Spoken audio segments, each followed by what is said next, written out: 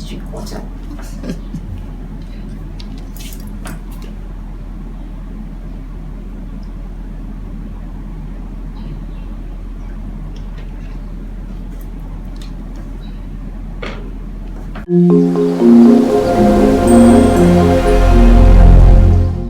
Hello and welcome. Today I'm going to be talking about a very, very serious word, and that word is negativity. Now, I was having a discussion with my friend the other day because I was trying to do a research in an area of interest. I asked her about one of the things that was a pain to her, and she told me, "Oh, Grace, negativity. In fact, Grace, I don't know why people can't be happy for others. I don't know why people are so negative." And I'm like, wow, interesting. And she gave me a very peculiar example. On the 8th of March was Women's International Day, a day to celebrate women, not a select group of women, mind you. I did a video on that, and I talked about briefly the history of that day.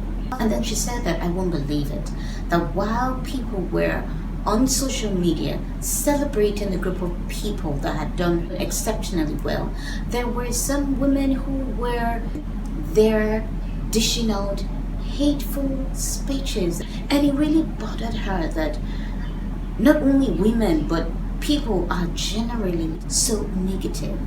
And then on Saturday she calls me again to give me examples of people being worried about this. You post something and someone antagonizes you, fights you, kicks you with their words. Why are we so negative?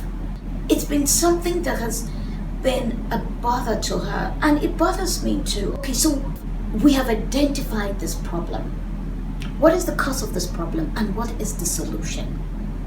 Now, it will interest you to note that one of the reasons for the negativity in people is one, their lifestyle, especially what they ingest into their bodies.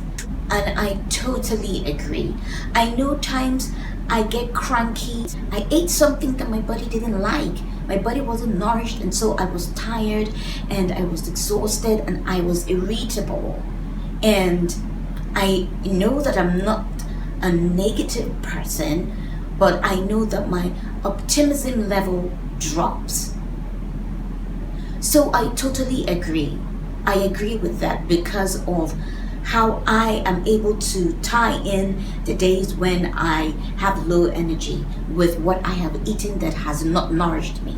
And let me also tell you something that is quite revealing.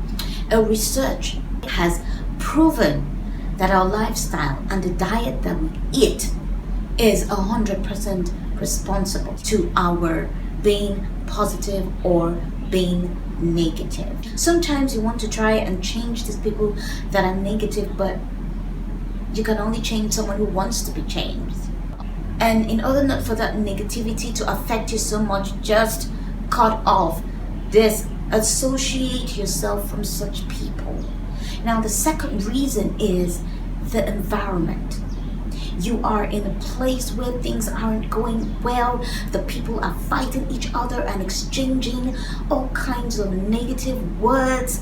And then you have people who are not even examples of a positive lifestyle or positivity.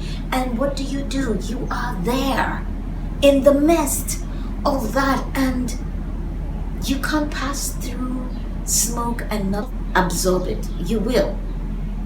No matter how tough you are, you will start to pick this negative trait, and soon, if you don't watch it, will become part of you.